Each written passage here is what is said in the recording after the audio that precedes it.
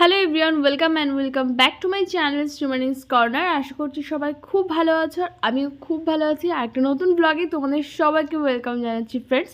তো আজকের ব্লগটা একটু স্পেশাল। রাত 12টার সময় আমরা কেক কাটিং করলাম, আর আজকে হচ্ছে আমার জন্মদিন।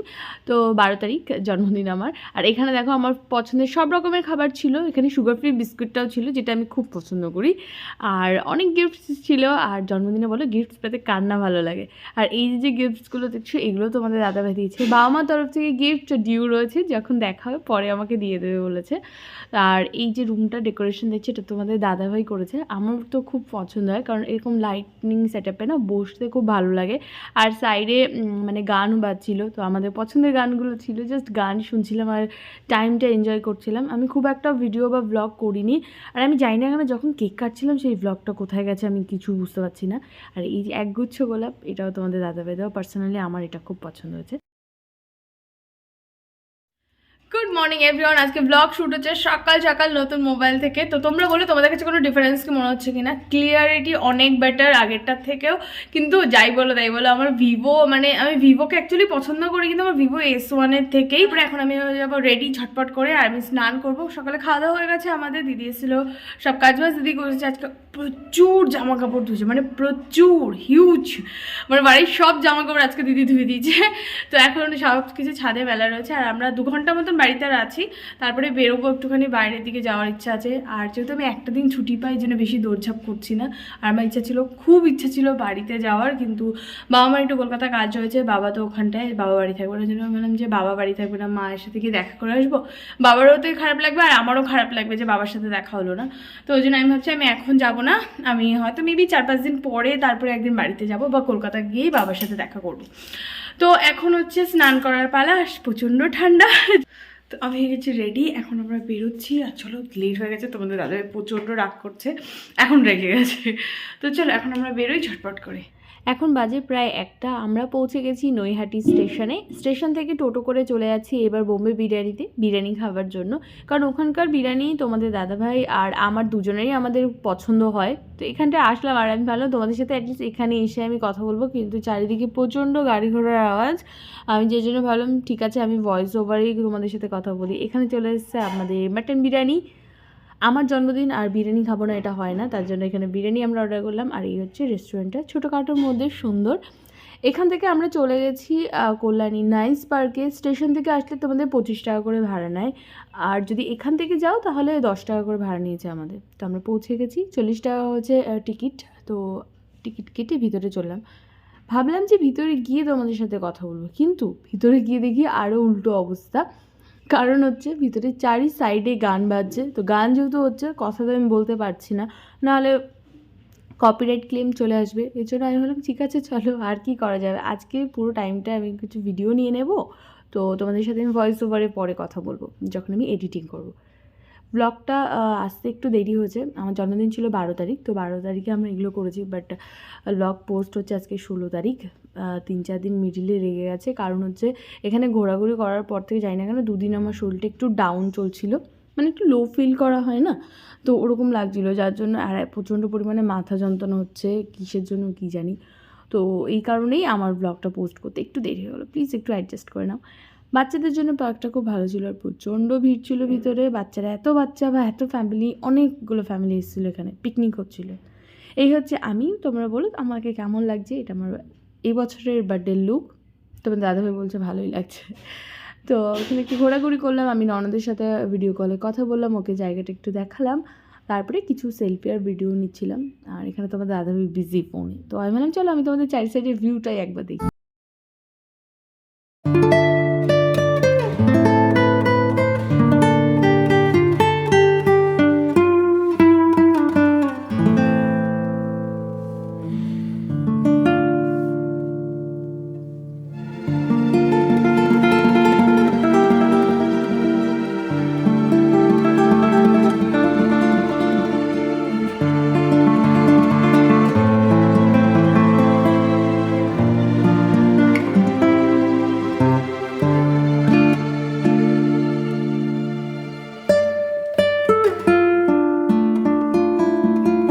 গাড়ি বের করে এখন আমরা বেরিয়ে যাবো। আর তাতেই চলেছে তো প্ল্যান মেবি হয়তো কিছু চেঞ্জ হতে পারে, তাতে প্ল্যান যা যা হবে তাতে তোমাদের সাথে শেয়ার করবো। তো কন্টিনিউ করছি ব্লগটা।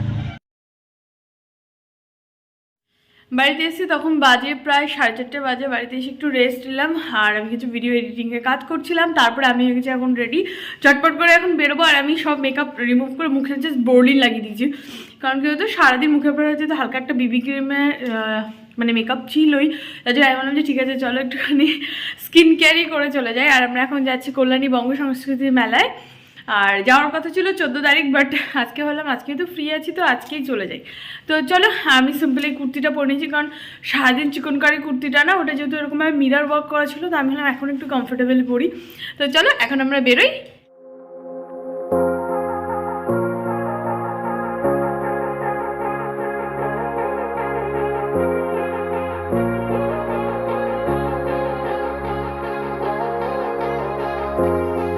আমরা চলে এসেছি, আর গাড়ি এখানে পার্ক করে দিলাম। আর টিকিট হচ্ছে 20 টাকা করে, বাট আমাদের কাছে খুচরো নেই, তো এখন 100 টাকার নোট সবার ফার্স্টে বেরিয়েছি, খুচরো করবো তারপরে যাব। তো ওখানে খুচরো ছিল না, যেটা আমরা কি করেছি অন্য আরেকটা কাউন্টার থেকে টিকিট কালেক্ট করে নিয়েছি, আর একজন খুচরো আমাদের দিয়ে দিয়েছে।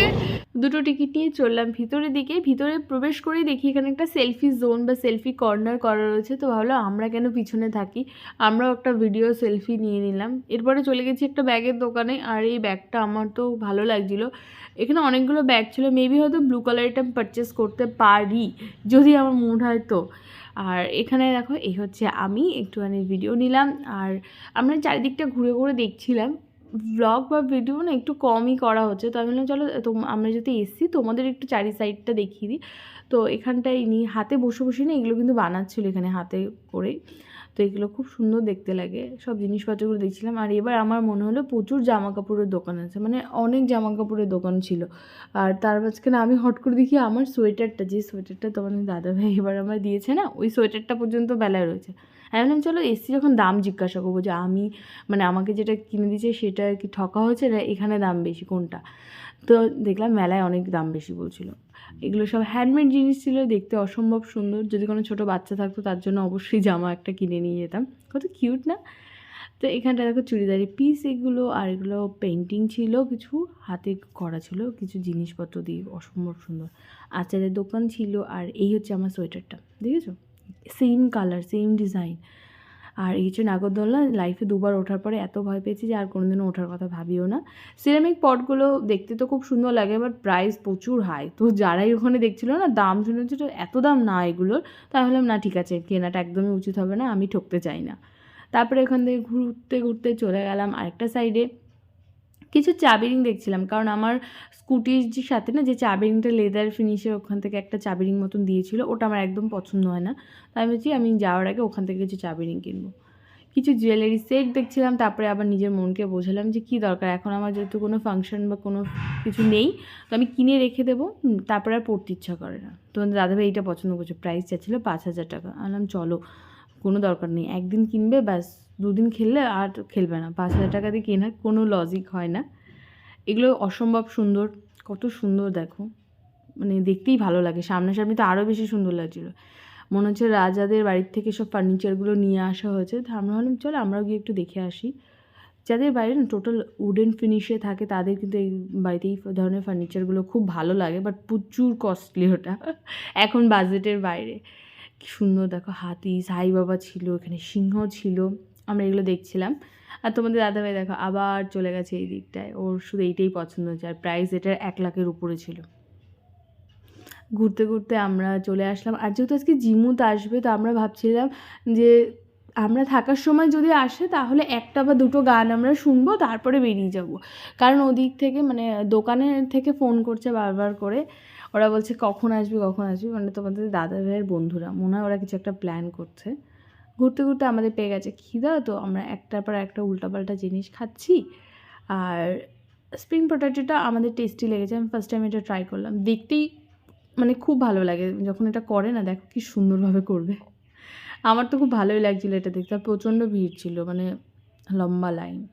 খেয়ে নিলাম। আর এটা আমি যখন ফেসবুকে চেয়েছিলাম, আমাকে একজন বলছে এটা হচ্ছে কি বড়লোকের আলু ভাজা। হাসিও পেয়েছিল কমেন্টটা শুনে, বাট আমরা চাচ্ছিলাম যেহেতু এসছি তো একবার ট্রাই করি।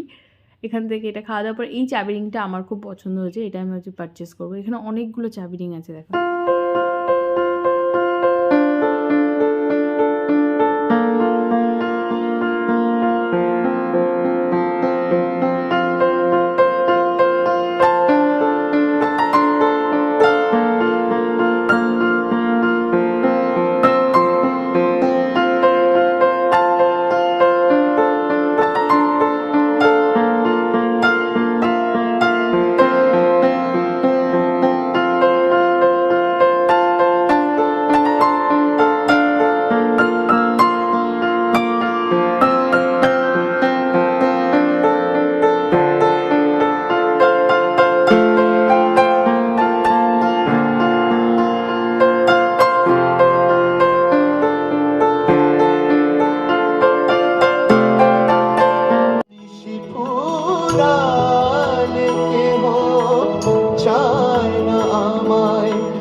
জানি গো আর আমি যে জলসা ঘরে বেলোয়ার।